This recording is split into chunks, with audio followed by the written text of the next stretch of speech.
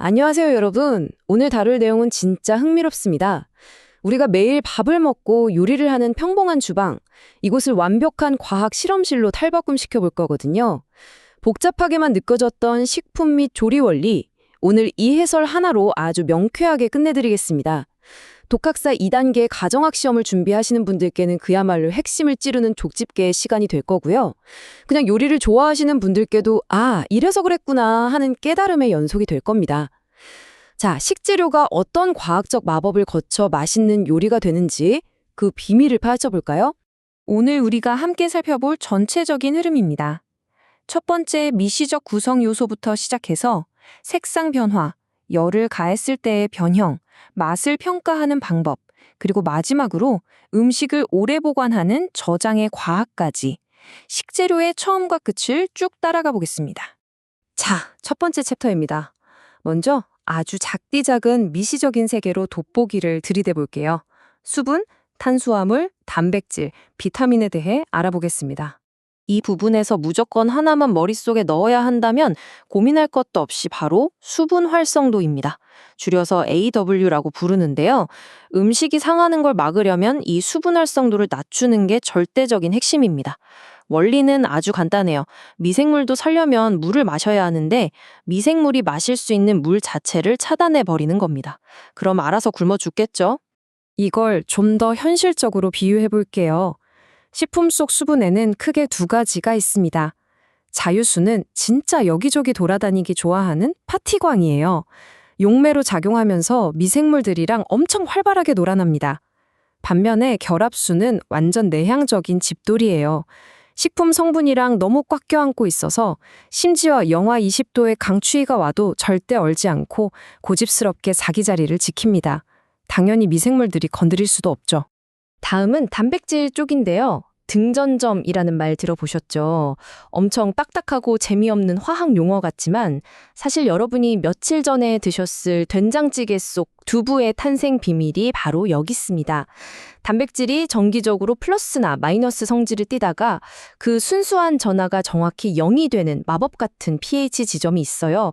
이때 물에 녹는 성질, 즉 용해도가 확 떨어지면서 덩어리로 뭉치게 됩니다.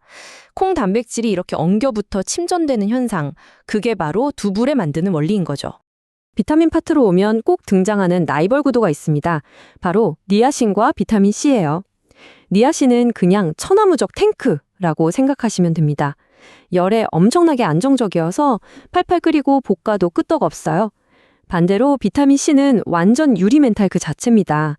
열을 가하거나 공기 중 산소에 닿거나 심지어 냄비 같은 금속 이온에 살짝 스치기만 해도 팍팍 파괴돼버리는 극도의 불안정성을 보여주죠. 확실히 비교가 되시죠? 두 번째 챕터로 넘어갈게요. 가스레인지 불을 켜기도 전인데 벌써 재료의 색깔이 휙휙 변하는 마법 같은 반응들입니다. 자, 여기서 집중하셔야 됩니다. 이 색소 반응은 그 자체로 시험 정답지거든요. 시금치 같은 녹색 채소의 클로로필은 산을 만나면 누렇게 뜨지만 베이킹소다 같은 알칼리를 만나면 엄청 쨍한 녹색이 됩니다. 반면에 양파 같은 데에 있는 하얀색 플라보노이드 색소는 알칼리 환경에서 갑자기 뚜렷한 노란색으로 변해버리죠. 블루베리의 안토시아닌은 더 예민해요. 산성에서는 붉은색, 알칼리에서는 푸른색으로 카멜레온처럼 변하고 금속 도구랑도 닿으면 변색됩니다. 근데 토마토의 리코펜 같은 카로티노이드는요, 산이든 알칼리든 열이든 어디서나 아주 꿋꿋하게 자기 색을 지킵니다. 이 산과 알칼리에 따른 색깔 변화 무조건 챙겨가셔야 합니다. 이번엔 고기를 좀 볼까요? 마트 정육점 가보면 고기가 아주 예쁜 선홍색이잖아요. 그 신선한 상태가 바로 미오글로빈입니다. 이 고기가 공기 중에 있는 산소랑 기분 좋게 딱 결합하면 옥시미오글로빈이 되면서 색깔이 더 밝고 먹음직스러운 붉은색이 되죠. 하지만 주방 카운터에 깜빡하고 너무 오래 방치했다? 그럼 완전히 산화되면서 매트미오글로빈으로 변해버립니다. 우리가 고기 살 때 피하고 싶은 그 칙칙한 갈색 고기가 되는 거죠. 이 지점에서 진짜 많이들 헷갈려 하시는데요. 깎아둔 사과가 갈색으로 변하는 거랑 식빵 오븐에 구울 때 갈색으로 변하는 거 같은 원리일까요? 절대 아닙니다. 사과나 감자가 변색되는 건 그 안에 있는 폴리페놀 옥시다제라는 효소가 산소랑 만나서 사고를 치는 효소적 갈변이에요. 산이나 소금물로 쉽게 억제할 수 있죠. 반면에 빵 껍질이 먹음직스러운 갈색이 되는 건 효소랑은 전혀 상관없습니다. 당과 아미노산이 열을 받아 결합하는 그 유명한 마이야르 반응, 즉 비효소적 갈변입니다. 설탕 졸여서 캐러멜 만드는 것도 마찬가지고요. 둘의 차이 이제 확실히 아시겠죠? 세 번째 챕터입니다. 드디어 주방에 불을 켭니다. 열을 가했을 때 전분과 단백질이 어떻게 물리적, 화학적으로 변신하는지 볼까요? 우리 생쌀 오도독 씹어 드시는 분 없잖아요. 딱딱하고 소화도 안 되니까요. 근데 물을 붓고 열을 가하면 전분이 물을 쫙 흡수해서 빵빵하게 부풀어 오르고 끈적해집니다. 이 맛있는 상태를 전분의 호화, 즉 알파화라고 부릅니다. 여기서 아주 중요한 꿀팁 하나 드릴게요. 알칼리를 넣으면 이 호화 속도가 확 빨라지는데 반대로 설탕을 넣으면 전분이 물 먹는 걸 방해해서 호화가 느려집니다. 이것도 아주 쏠쏠한 출제 포인트입니다. 그럼 반대로 갓 지은 따끈한 밥을 그대로 식히면 어떻게 될까요? 밥알이 굳고 퍽퍽해지죠. 이게 호화의 정반대 과정인 노화, 즉 베타화입니다. 여기서 진짜 재미있는 팩트 하나. 이 노화 현상이 제일 빨리 일어나는 온도가 바로 0도에서 4도 사이입니다. 딱 냉장고 온도죠. 그러니까 먹다 남은 밥이 딱딱해지는 걸 막고 싶다면 냉장실에 넣을 게 아니라 영하 18도 이하의 냉동실에 확 얼려버리는 게 과학적으로 가장 완벽한 대처법입니다. 또 호정화라는 녀석도 있어요. 덱스트린화라고도 하는데 이름 참 거창하죠. 근데 사실 별거 아닙니다. 물 한 방울 없이 그냥 뜨거운 열만 가하는 건열 상태에서 전분 분자가 잘게 쪼개져서 덱스트린이 되면서 구수한 맛을 내는 현상이에요. 딱딱한 옥수수 알갱이가 똑똑 타지면서 고소한 팝콘이 되거나 쌀이나 콩을 볶아서 미숫가루 만들 때 구수한 냄새가 나는 원리, 그게 바로 이 호정화 덕분입니다. 계란으로 수란 만들어 보신 분들, 왜 흰자는 단단하게 익는데 노른자는 톡 터트리면 주르륵 흐를까요? 굳는 온도가 다르기 때문입니다.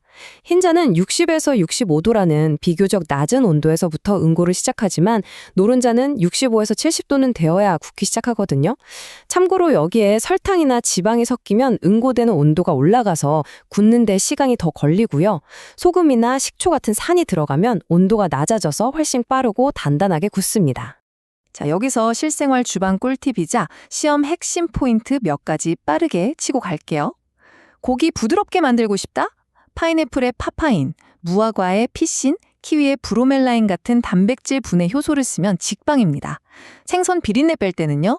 비린내의 원인인 트리메트라민이 염기성이니까 산성인 레몬즙을 싹 뿌려주면 완벽하게 중화됩니다. 채소를 끓는 물에 살짝 데치는 건 채소의 효소를 기절시켜서 색깔을 예쁘게 고정하는 거고요. 우유 끓일 때 표면에 얇은 막 생기는 거 보셨죠? 그건 락토알부민이라는 유청 단백질이 열을 받아서 응고되는 현상입니다. 이 파트에서의 핵심은요. 절개 안 섞이는 앙숙인 물과 기름이 어떻게 평화롭게 유화 상태를 이루고 있느냐를 구별하는 겁니다. O/W, 즉 수중류적형은 넓은 물바다 한가운데에 기름방울들이 둥둥 떠있는 상태예요.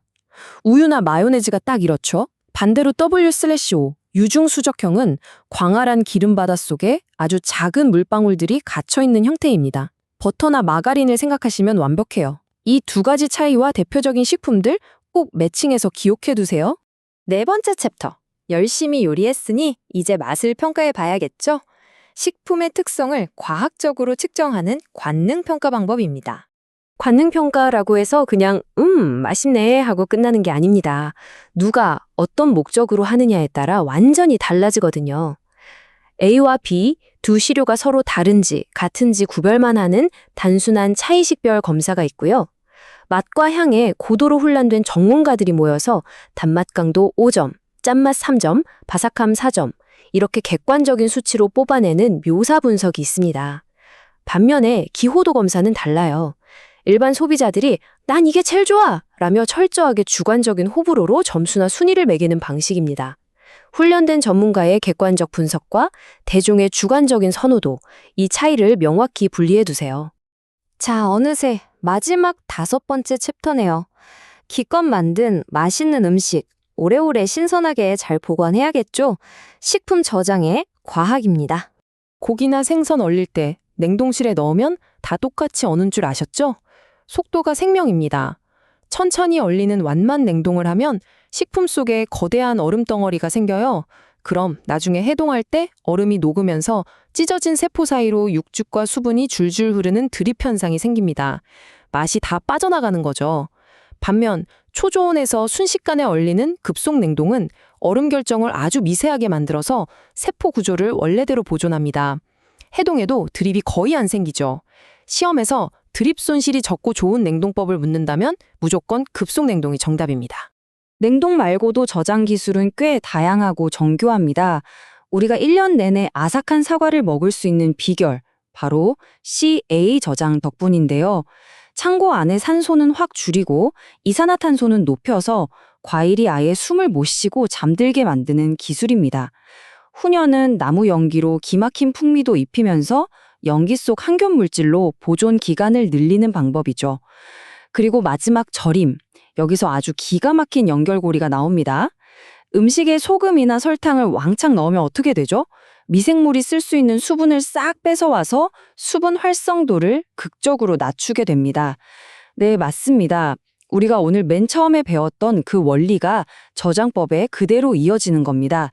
자, 이렇게 미시적인 수분 활성도부터 시작해서 화려한 색상의 변화, 열에 의한 전분과 단백질의 변신, 그리고 음식을 지키는 저장의 과학까지 전부 훑어봤습니다. 어떠신가요?